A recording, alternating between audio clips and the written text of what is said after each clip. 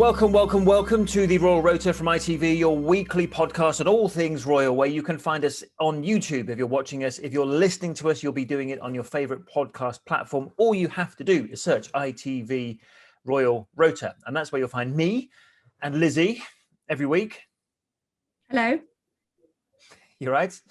You're in the studio. I'm stuck in an office. For reasons we won't even bore you with, we can't use the studio today. So we're kind of just using this Zoom situation. You can see the atrium behind me where you might see a famous person walking past at some point. If you do, scream and we'll stop recording the podcast. The good thing is, by listening to this podcast, we have saved you sitting down for 4 hours to listen to a briefing on royal finances.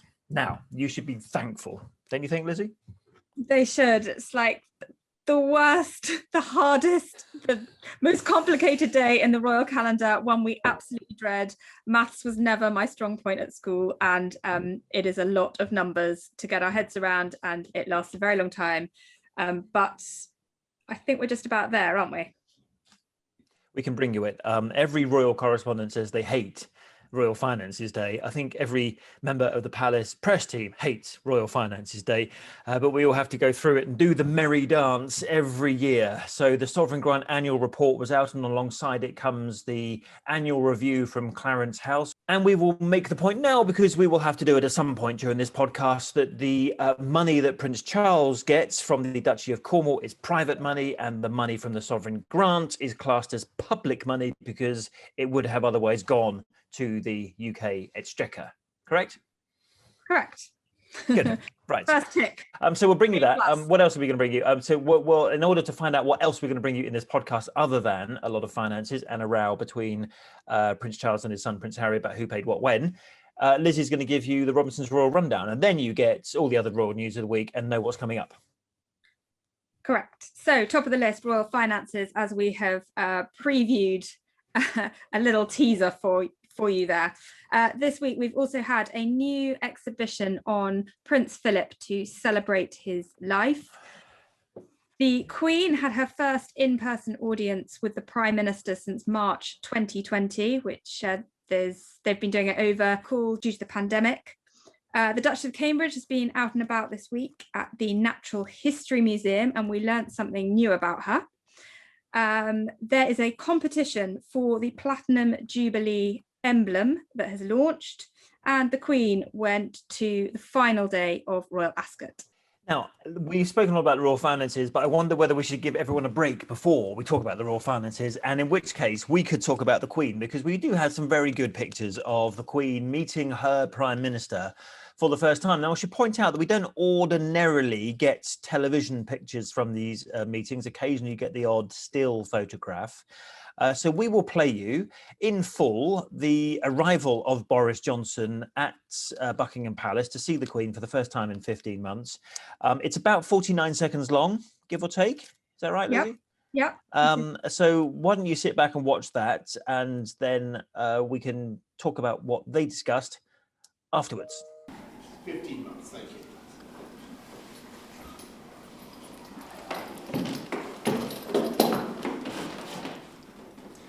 Your Majesty. Good afternoon. Your Majesty. It's very nice to see you again. Lovely to see you again. It's been 15 months. Really? 15 months since yes, we were last. It's most extraordinary, isn't it? It is. I've just been talking to your Secretary of State for Health, poor man. He came for Privy Council. Oh yes. He's full of Full of beans. comment. Yes. He Yes. thinks that things are getting better. Well, they are, in the sense that we're. So what did the Queen mean when she referred to the Secretary of State for Health, Matt Hancock, as poor man? Well, I mean, it's been a very challenging year, hasn't it, for the Health Secretary, navigating the country through a pandemic. It has. And also, when I put this video up on my Twitter account, it got a lot of traction from my former colleagues from when I used to work in politics in Westminster, who were all wondering whether it actually meant that the Queen had watched that evidence session from the Prime Minister's former Special Advisor Dominic Cummings when he was referring to the Health Secretary in not very glowing terms, shall we say. And presumably the Queen, we know she likes to keep up on her current affairs. She would have been aware of that. She would have been, but I don't think, she didn't say any more than that. So it's left open to interpretation, isn't it? It is, yeah, yes. But we know the Queen keeps up on her news, so one imagines that she would have clocked the fact that Matt Hancock was called expletive word hopeless by his boss, the Prime Minister, according to Dominic Cummings, of course. So that provided a little bit of interest. But Lizzie, it is unusual, isn't it, to get those pictures of a weekly audience with the Prime Minister, because they are actually, in actual fact, one of the most private conversations that that the Queen can have with her Prime Minister.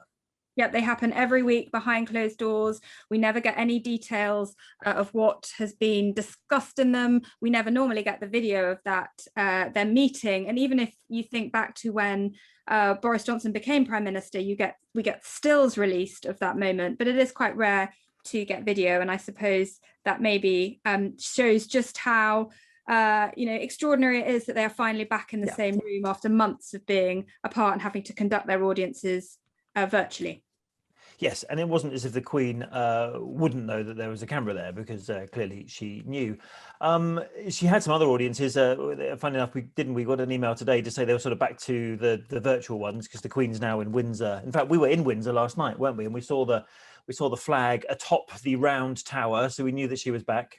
We did. We knew she was back, but she had been to Buckingham Palace, hadn't she, for the audience with Boris Johnson. She'd left Windsor Castle and come up to London for that. So, the HQ, Buckingham Palace, where the sort of all the business happens. She hasn't really been at Buckingham Palace very much over the last year. No, exactly. So that was quite something. And we will tell you why we're at Windsor Castle imminently, because we were there to get a preview of an exhibition which has now opened to the public on Prince Philip. Interestingly, an exhibition that was meant to celebrate his life, or his centenary, but has been slightly tweaked, one imagines, in order to reflect the fact that he passed back in April. While we're on the Queen, do you want to just quickly talk about Royal Ascot? Because we know it's her favourite time of the year, and she basically didn't get to go to the majority of it this year. As we said last week, there were no carriages, but she did, in the end, turn up on the Saturday, wasn't it, on day 5? On day 5, the 5th and final day of Royal Ascot, and a huge cheer went up as she arrived at Ascot. Everyone very excited to see her, and she looked absolutely delighted to be there.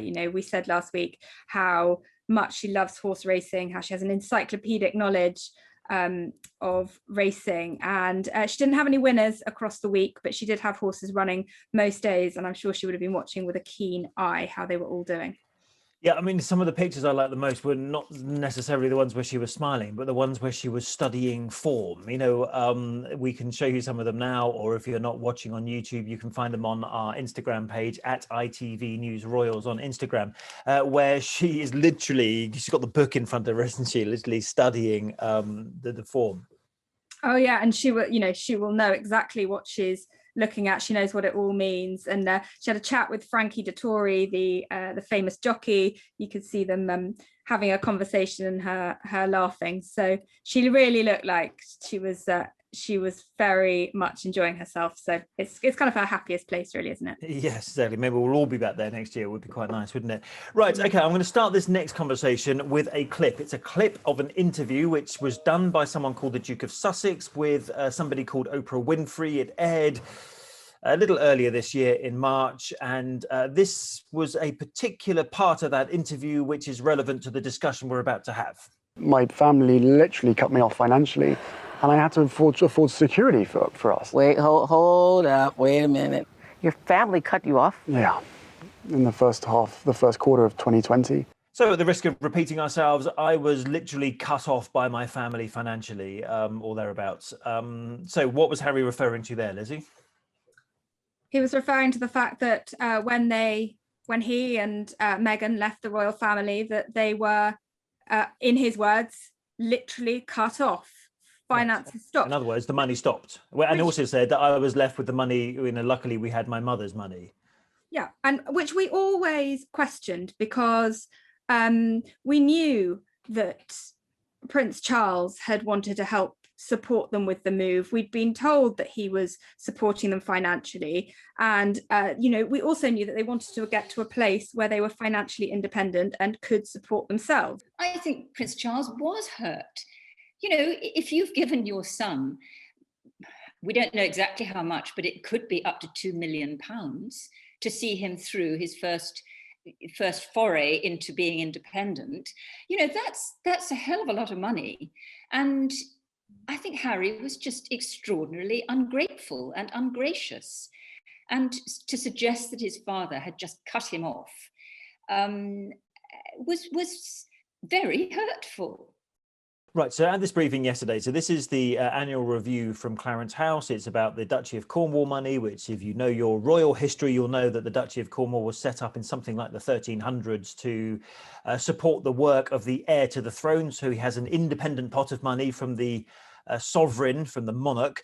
And we had that review, as we do every year, and we'll bring you the other bit of the meeting yesterday, which was the Sovereign Grant report. But in that review, it has a little pot of money, doesn't it, about Harry and what pays for Harry, Meghan and William and Kate. So it's Dad that pays for them and always has paid for their work. So William and Kate's work is paid for by the Duchy of Cornwall. So was Harry and Meghan's money. But it's interesting, Leslie, isn't it, how they lump it into a pot along with lots of other capital expenditure, like a new cooker or a piece of garden machinery or something like that. So you can never actually break down who was paid what by whom. Yeah, and every year we ask, please can we have the breakdown of who got what? And it's always no. So that pot this year of all those things that you've just mentioned, that came to £4.5 million, which is down a little bit on the year before, and that's it was like 5.6 million, wasn't it, the year before? I say right. Down a little bit. We're talking millions here. Down £1 million. But that was no surprise. I mean, the Duke and Duchess of Sussex have now left royal duties, right. And so it was no surprise for it to have dropped. Yeah. So that money, that pot of money, which includes all sorts of other things, has gone down. So we were asking, in the context of asking about that, and they said to us quite clearly, I thought, wasn't it, that, and I'll read you the little quote, that the Prince of Wales allocated a substantial sum to support them, that's the Duke and Duchess of Sussex, with their transition. So allocated a substantial sum sounds very different to my family literally cut me off. Very, very different. And they also said that the funding ceased in the summer of last year. Right. And the couple are now financially independent. Right. And actually, I mean, the spokesperson from Clarence House said, I'm betraying no confidence in saying that they have been very successful in becoming financially independent, by which we took to mean the Netflix deal, the Spotify deal, and all the other income streams that Harry and Meghan now have. So on the one hand, we've got the Prince of Wales saying, look, you said you want to be financially independent. I gave you a substantial sum of money to support your transition. You're now financially independent. And on the other hand, we've got Harry saying in March of this year, my family cut me off. Good job we had my mother's money. Otherwise, I don't know what we would have done. They're seemingly two very different statements, aren't they? But for the first time, we have in front of us, the official accounting documents with the fact that there was funding provided for the Sussexes. Yes, and words from the spokesperson, which were presumably deliberately put into the public domain, almost as if they were using the excuse, or at least they had the opportunity to say these words, because if they put them out any other time, it might have looked a little churlish, but they were able to put them out because they were talking about finances. And it was, you might call it a bit of a strike back from the Prince of Wales to what was said earlier in the year, you know, given that famous now Buckingham Palace response, recollections may vary to all of those accusations. So we can't give you exactly what Harry was paid. We can't tell you when it was paid. The response from the Sussexes, however, was to say that Prince Harry was referring to the very first quarter of the financial year, which I think kind of Prince Charles was as well, to be fair. And that was when the money basically stopped coming. But both sides were sort of at pains to point out that these statements aren't dramatically different. I kind of think they are, and I think most normal people would think they are too. Yeah, I think I would agree with you there that they are different. And yes, you know, I think our understanding has always been and still remains to be that, you know, Prince Charles wanted to help make this work for his son and daughter-in-law, wanted to help them kind of with their new life and their transition away from royal duties. And, you know, Harry and Meghan have been incredibly successful. They've got these massive lucrative deals with, you know, you said Spotify, Netflix. They've got live in an £11 million house in Montecito. I mean, the funding that they had previously was to fund them doing royal duties. They're not doing that. They went away to seek financial independence and have a life away from the royal family, and they've got that. Yeah, and I suppose the Duchy of Cornwall money, I mean, however Prince Charles wants to spend it, because it is his private money, but it is kind of there to support the work of the heir to the throne, not members of the family, presumably, that are no longer working members of the family. But anyway, should we move on to other? I think a lot of people won't have any sympathy. You know, we've got people living in, you know, they live in a very, very well-off situation, and I think a lot of people will have absolutely no sympathy for them feeling like that. Similarly, they might not have any sympathy for the Queen having to make £10 million of savings in the past year because of COVID. Because one of the other things that we learned about the royal finances, and we're on to the sort of sovereign grant part of this now, is that actually they've started making cutbacks. They've had a recruitment freeze. They spent less money on royal visits, obviously, because they couldn't do royal visits. They've had a cost management exercise, as they call it, and saved £10 million this year not because the royal finances have been hit already, it's because they are going to be hit quite badly, aren't they? Because the sovereign grant is based on a proportion of the profits of the Crown Estate from 2 years before. And obviously 2 years ago, the sovereign grant hadn't been hit. In 2 years' time, however, because of the pandemic and the collapse in rental values and all those sort of things, the sovereign grant's going to be hit quite badly, and they know that is coming down the track. So just to start with the headline figures on the sovereign grant, it's split into two parts. You've got the core part, which is 15% of profits from the Crown Estate, and that came to £51.5 million. And then you've got the budget for the resurfacing of Buckingham Palace, which is the 10-year project to refurbish the palace, and that's 10% of profits from the Crown Estate, and that came to £34.4 million. So put those two together and you come to a sovereign grant total of £85.9 million. Which is why everyone's going to say to the Queen, well, we're not going to feel very sorry for you that you've got to make some cutbacks. But I suppose it's like any other business that's been hit by the pandemic, that they've had to sort of, you know, look for cost savings, look for areas of spend. They told us that they've put off a lot of the maintenance projects that they had for some of the royal palaces, not Buckingham Palace, because that's kind of funded separately, as you say. So, you know, COVID is having an impact. And the other thing they told us was that the money that they get from the visitor ticket sales for Buckingham Palace, for Windsor Castle, for the Palace of Holyrood House in Edinburgh, those revenues have fallen by £18 million over 3 years. That's the projected loss because of the drop in visitors, not just from the closure in the past year, but from much fewer visitors over the next couple of years as well. Fewer international tourists, for example.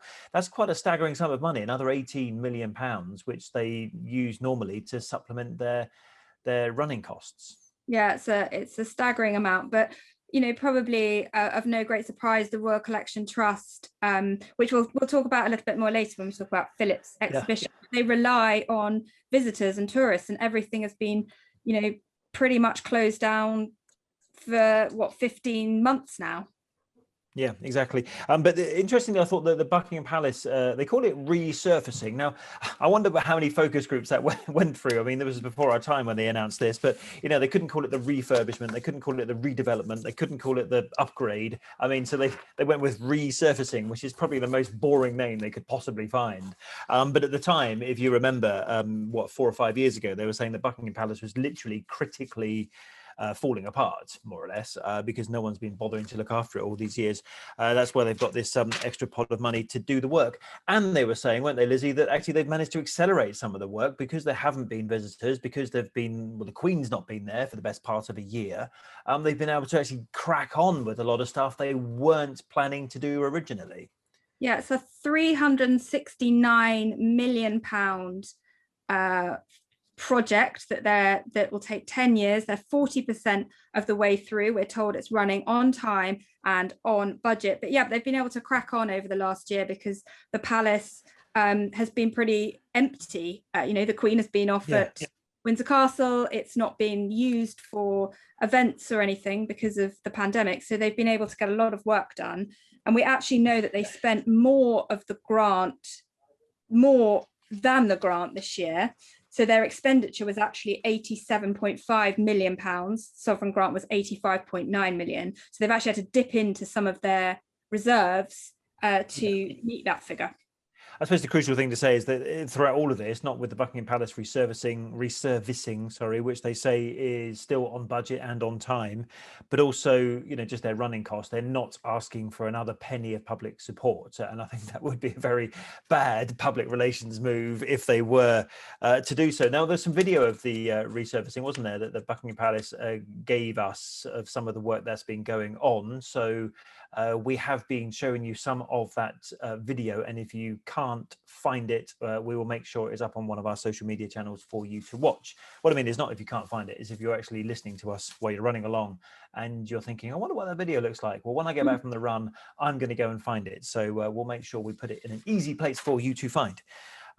So what else do we have from the sovereign grant? What can we talk? Oh, the diversity figures were quite interesting, weren't they? Now, this is the first year that they've decided to give us their diversity statistics, which in itself is kind of related to, not everything relates to Harry and Meghan, but related to Harry and Meghan in the sense that Meghan made those very serious accusations of racism against a member of the royal family in that Oprah interview.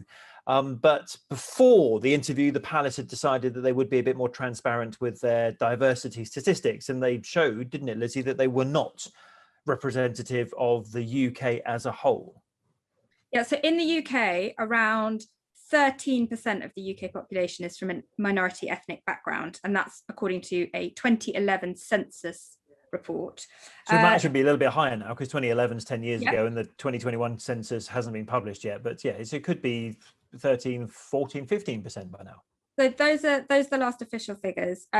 Buckingham Palace said that its proportion of ethnic minority employees stands at just 8.5%. And they are aware that there is more that they can do. They want to do better. They want to improve that figure. And they're setting themselves a target of 10% by 2022.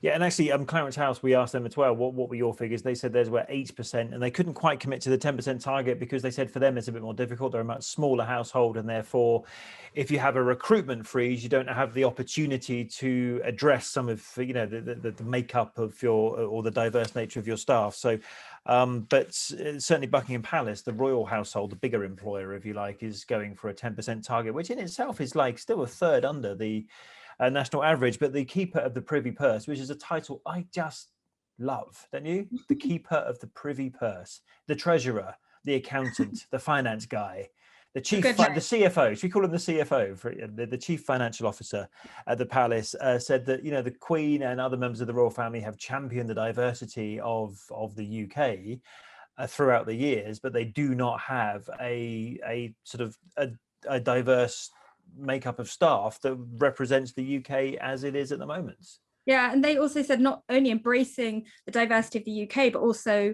the Commonwealth. Both palaces acknowledge that they must do more and they're not where they'd like to be, but they want to be transparent about this. They want to shine a light on the issue, which is why for the first time they've given us these figures. So we will hear in 2022 how they are doing.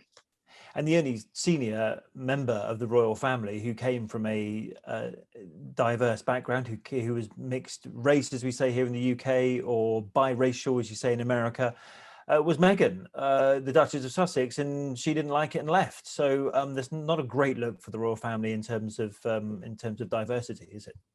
No, but I think we probably should make clear that this strategy that they've got in place, that predates the comments that were made to the Oprah interview. So it's not sort of reacting to what Meghan and Harry said in that interview earlier this year. Yeah, and actually they were asked, you're going to appoint a diversity champion, a czar, as it's sometimes called, or, someone who's in charge of D&I, diversity and inclusion. They said, well, we don't have that currently in our plan, but we don't rule it out either. So anyway, there we go. We've summed up the Sovereign Grant report for you in about 15 minutes when we had to listen to a 4-hour briefing in order to get all that information out. So I hope you're grateful. You have left one thing off our list. No. From the report. No, I'm going to say the word Frogmore. Oh, Frogmore. Frogmore Cottage. In about 10 years' time, we're going to be doing the annual report and accounts, and we'll still be talking about what happened with Frogmore Cottage. Frogmore Cottage is the official residence of Harry and Meghan. It's currently occupied by Princess Eugenie, her husband Jack Brooksbank, and their baby August. We don't know the arrangements that they have with the Sussexes, but it remains the Sussexes' official residence. The Sussexes repaid £2.4 million back to the Crown Estate, back to the royal finances for that refurb. You remember, cost £2.4 million. They also paid 5 months rent before they paid that money back. And there are still questions about whether or not Harry and Meghan have paid enough money. Correct. So take it away, because I'm checking out. 2.4 million, as you said, was what we understood to be the cost of refurbishing Frogmore Cottage when they moved in. We knew that when they left the royal duties that they had repaid £2.4 million. It now turns out that £2.4 million includes the refurbishment plus some rent. Carry on. I'm checking out. Yep. This is all yours. I've done my bit. Well, it's your turn now. Oh, okay. So the question is, are they living there rent free? I think is what a lot of people are wondering. Well, I mean, I suppose the way is to look at it like this. They rented that property, they don't own it, and yet they've paid to have it renovated because they paid the money back, the 2.4 million. Therefore, they themselves have increased the rental value of this property because it now, if you were to let it on the commercial market, is much nicer than it was before because it's had a £2.4 million refurbishment. Therefore, it would appear that £2.4 million that they paid back has sort of covered them for the rent for the next couple of years because the rental value of that property has increased. What happens at the end of March 2022 when this agreement runs out, nobody knows, which is probably why we'll still be talking about this issue next year. But for now, that is the latest instalment on Frogmore Cottage and the £2.4 million. Yeah, so they paid their 5 months rent. They then repaid the 2.4 million, and that appears to include the renovations and more than 18 months rent. Right, you may well ask why we are now showing you a picture of the sunken garden at Kensington Palace. It's kind of connected to what we were just talking about, Harry. It's also connected to something that's happening next weekend, which I'm sure you are well aware of, which is the fact that Harry is flying at some point. He might already be here, but we don't know. We can only speculate. And he will stay at Frogmore Cottage, by the way. So there's the link between the conversation we've just been having. That's where he's going to stay because it remains his official residence, even though Princess Eugenie is in there with baby. But after all that, we're coming back to the point I was trying to make, which is Harry's coming over for this unveiling of his mother's statue on what will be, on July the 1st next week, her 60th birthday. Yeah, the long-awaited statue unveiling. This has been in the works for a very long time, but it's finally being unveiled on July the 1st, which is next Thursday. So we will make sure that we included it in next week's podcast.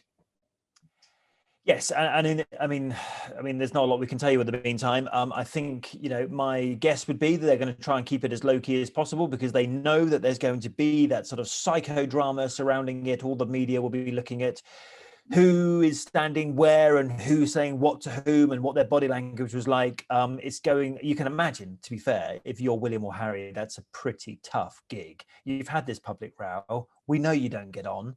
That much is clear, and we're not even speculating on that. It's fact. And yet you're having to come together in the glare of the world's media in order to unveil a statue to your late mother. As things stand, that's not an easy thing to do.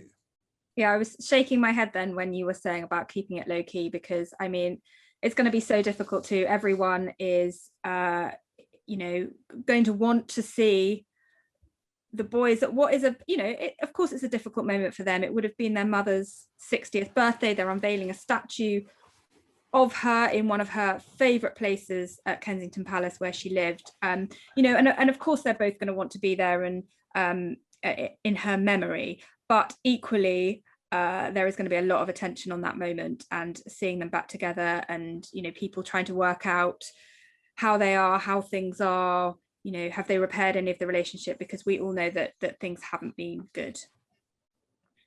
So, I mean, things being as they are, as we know they had to be for the funeral, Harry will have to travel across in the next couple of days in order to be fit and able to attend the unveiling on Thursday. So, whatever the rules are with your double test and all the rest of it, it's about 5 days or thereabouts. So he'll have to be leaving home fairly soon.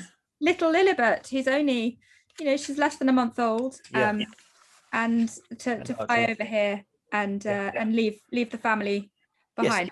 Yes. And I'd imagine he'd be spending as little time here as he possibly can before he goes back to the Californian sunshine. In the Oprah Apple TV series, he was talking about how difficult he found it flying back into London, how that it was a triggering event, he said, wasn't it? It brings back all those memories. So yes, that's that's something he's no doubt going, and feel very sorry for him for that, for that terrible infliction that he has when he flies back into the UK. Right, okay, so we mentioned earlier that we're at Windsor Castle and that we were there to film the exhibition which has been installed. So if you go and buy a ticket, and we mentioned the Royal Collection Trust in the finances earlier, because not many people have been buying tickets because they couldn't buy tickets. But if you buy a ticket to Windsor Castle, you will get to see this exhibition, which is being held in St George's Hall. Now, St George's Hall, Lizzie, in itself, is a phenomenal thing, whether there's anything in it or not. It's this huge, long hall. Have a look on my Instagram. I'll put up some pictures of it at Chris Ship Royal. I think I am. I forgot what my Instagram was. You'll never miss an opportunity to plug the old Instagram, of course not. Will you? Anyway, so this is huge hall that was all gutted. The whole ceiling was fell in during the Great Fire in 1992. It's all been repaired, and you see actually all the shields up there from the Orders of the Garter, isn't it? Anyway, within this big hall, which is also where Harry and Meghan had their wedding reception or their wedding breakfast thing after the wedding. If you go there right now, there is this exhibition for Prince Philip, and the point we were making earlier, he chose pretty much a lot of the stuff, or nearly all the stuff that's in there, because it actually was an exhibition planned to celebrate his centenary, not to celebrate his life and death. Yeah, so Prince Philip, A Celebration, it's called, and it charts significant events, achievements and moments throughout the Duke of Edinburgh's whole life. We know he lived to 99 before he passed away on the 9th of April. He would have turned 100 on the 10th of June. So one of the highlights of the exhibition is right in the centre of St George's Hall is a portrait of Prince Philip that was painted in 2017, which was the year that he retired. And do you know what? You can see a picture of that portrait. Oh no, let me guess. Yeah, it's on my Instagram. On your Instagram? Yeah, literally. A picture that I took myself with my camera and put it on my Instagram feed. So if you want to see it, you know where to go. Or my Twitter, actually, while we're plugging social media. Whatevs. So there's that. His coronation robe and coronet worn for the Queen's coronation in 1953 is there. His desk that was a wedding present in 1947. Yeah, but I mean, that desk, it looks immaculate, doesn't it? He had it at Buckingham Palace since 1952. But yes, looked immaculate. Yeah, I mean, literally, he's worked at that desk for millions of years almost, and it's only recently been taken out of Buckingham Palace and moved from his office to this exhibition in Windsor Castle. It's just a reminder, yet again, I think, of the you know the breadth, the length, the extraordinary varied life that he had, because you've got like a chess set there to them by Nelson Mandela. Now, it's no normal chess set. If you're looking at the pictures right now, which is on my social media, you'll see like it was just the most amazing chess set, isn't it, that you will ever have seen. This was one of my favourite sections in the exhibition, was the gifts that have been presented to Prince Philip through state visits, overseas tours, official engagements. So there was the chess set from Nelson Mandela, but my favourite is the gift. Let me guess. Hold on. Are you going to say grasshopper? Grasshopper. It's a gift to get somebody that has got everything. And this is a wine cooler in the shape of a giant grasshopper that was presented by the President of France in 1972. I mean, Giscard d'Estaing, I believe it was, the president of France in 1972. Now, I don't have a picture of that. Do you? Yes, on my Twitter. I just thought, I'm going to have a look at it. Grasshopper wine cooler, of all the things. I mean, basically, it was just the back section of this huge grasshopper. It looked almost like something you could sit on, or something out of a sort of the Bugs Life film. To be clear, we did not sit on the wine cooler. No, I don't think we would have lasted very long in Windsor Castle. We sat on it, and then the back of it opens up to be a wine cooler. But as actually one of the royal aides pointed out to me there, actually that was mine. He said the wine wouldn't last long enough to get cool. So it makes a valid point, really, because if it only takes 2 bottles, it won't be in there long enough to get cool. And another thing, you mentioned the fire. So the fire at Windsor Castle. Yeah, that fire. Yep. 1992, and that devastated St George's Hall, but also the lantern lobby, which is one of the areas being used as well for the exhibition. And in that space, they've got a piece of wooden beam that the Duke salvaged from the fire. I think it was in the lantern lobby that the fire started, actually, wasn't it? I think, and it was entirely destroyed. And therefore, the exhibition that you see as you walk around Windsor Castle, and as you know, with these visits, you tend to get guided in certain ways, but you start in the lantern lobby for this exhibition, and it explains that he's like chairman of the restoration committee in rebuilding Windsor Castle. And if you remember the time of his after his death and before his funeral, we were talking about the private chapel that he had constructed, by rearranging a few internal walls, and that was the chapel where his coffin was laying before the funeral. So his association, his attachment to Windsor is huge, and if you go to Windsor Castle, it's an impressive thing to do at the best of times, but extra worth it now because you get to see this exhibition. And actually, we were talking to the curator of the exhibition, and we'll play you a clip from her. But she was saying to us that actually, it was a nice moment for the public to come and sort of get an understanding of Philip and his time as the longest-serving British consort, particularly as the funeral had to be all done behind castle walls because of the pandemic. So it's a chance for sort of the public to now come into the castle and see the exhibition, and she really hoped people would take up that opportunity. I think as a curator, choosing is always the hardest part of the job. I really wanted to focus on the breadth of his official duties, and certainly I think, being a younger person myself as well, some of that work in the 50s, 60s and 70s that perhaps people might no longer be so aware of, early involvement with environment and conservation, his early tours of the Commonwealth, for example, and I really hope that visitors will see some of those works and reflect upon the engagements he undertook. I think especially with the way that the funeral was conducted, where people couldn't gather in Windsor as they might ordinarily have done, that people can visit the castle and really find out a little bit more about him, about the man, about that long period supporting the Queen as consort, and I hope people will enjoy it. Well, we learned something new about the Duchess of Cambridge this week. What did we learn new about the Duchess of Cambridge this week? You don't want to tell everybody. You tell everybody. What did we learn that was new about the Duchess of Cambridge? Because I feel like it's the kind of information that you want to share. Okay, well, I'll share it. So the Duchess of Cambridge, in her role as patron, was at the Natural History Museum this week, and she was there to hear about their urban nature project, which aims to reconnect people with the natural world. Not telling me anything I didn't know. Hang on, wait for it, and help to find solutions to protect our planet. And she was there with meeting lots of school children, and they did various activities, but she took them a pot of honey, and the honey came from her bees at Anmer Hall. So she makes honey. She's a beekeeper.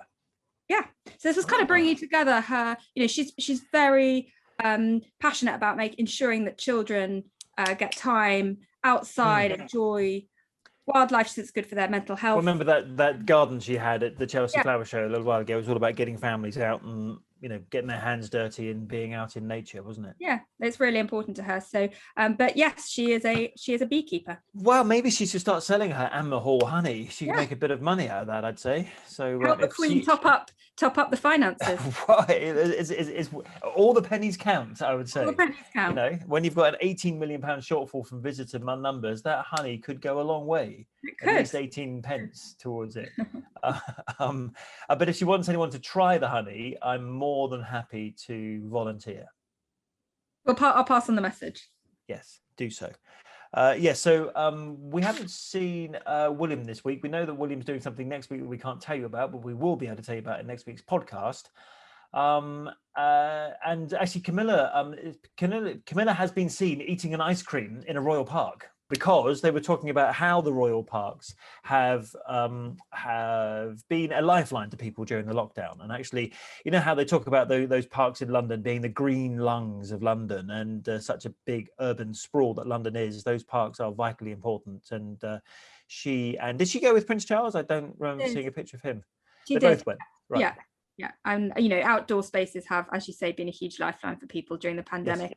Yes. The royal family have been incredibly good to ensure that they get about and thank people that have kept this country on its feet and moving throughout the pandemic. And people keeping our parks open have played a huge role in that. And actually, going back to the sort of Royal Finances report earlier, and I'm not going to talk about finances, don't worry. And if you're still listening at this stage, congratulations.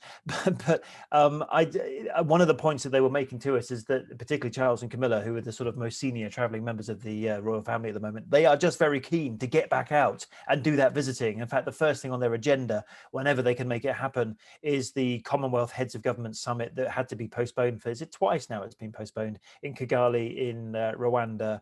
And they want to do that, and they want to get traveling again next year. And funny enough, how they a source there said to us, I'm probably next year's report going to have to say our carbon footprint has gone up, because of course Prince Charles will be doing official engagements on behalf of the UK government once more. And I think they are quite keen to not just get around Britain or get around the UK, but also to get around the world.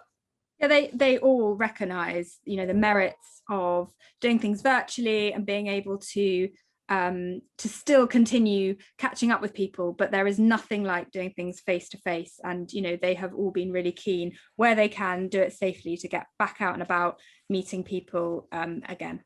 Now, I made the mistake of not writing down Robinson's Royal Rundown today, so I don't know if I've got to the bottom of your list or whether there's something I've missed off. You've missed the competition. The competition time. As they say on Good Morning Britain. Competition time, yes. Competition time. Competition with Andy. Yes. Play VT. So what will you win? You will win a picture. Your picture will win, and it will be everywhere. That's kind of this Unfortunately, we're both too old to take part in this competition. So what age do you have to be? Ages 13 to 25. I'm fine then. Still 21. Fine. So if you're aged under 25, then but you if you're aged between 13 to 25, there is a competition to submit an original design to find the official emblem of the Queen's Platinum Jubilee in 2022. So this is the logo, if you like, for next year's Platinum Jubilee that you will see everywhere. It'll be on mugs and tea towels and on the television and on the Buckingham Palace and everywhere you like. So actually, it's not a bad place to go if you're a budding designer. So get drawing. Who's running it? It is being run in conjunction with the V&A. Oh yes, that's right. So the V&A Museum, the Victoria and Albert Museum in London. So they had a video up on their social media feeds. I saw it earlier in the week about how you can apply. So get designing, whack together something, and you never know what might happen. And the Also, competition. you get an invite, don't you? Also, you not only do you get your thing everywhere, but also you get invited to the party at the palace. That's in the competition rules, I believe. Terms and You're wrong. conditions. If you don't know it, it might be wrong, but I think I know. In the terms and conditions. It's in the T&Cs. The T&Cs. The competition closes on the 16th of July, and the winning entry will be announced in the summer. So there we are. Okay, the T&Cs for this podcast are that if you start listening to it at the beginning, you have to continue all the way through to the end. And if you've got this far, you deserve your own emblem or medal, particularly because it was heavy on royal finances and we had to go through lots of Harry and Meghan stuff all over again. We like to be varied on this podcast, but what comes up we talk about, and this week had to be finances, Harry and Meghan, as well as lots of other things. But we thank you for joining us. Well done. If you did get through to the end, and if you're not watching this, we'll never know.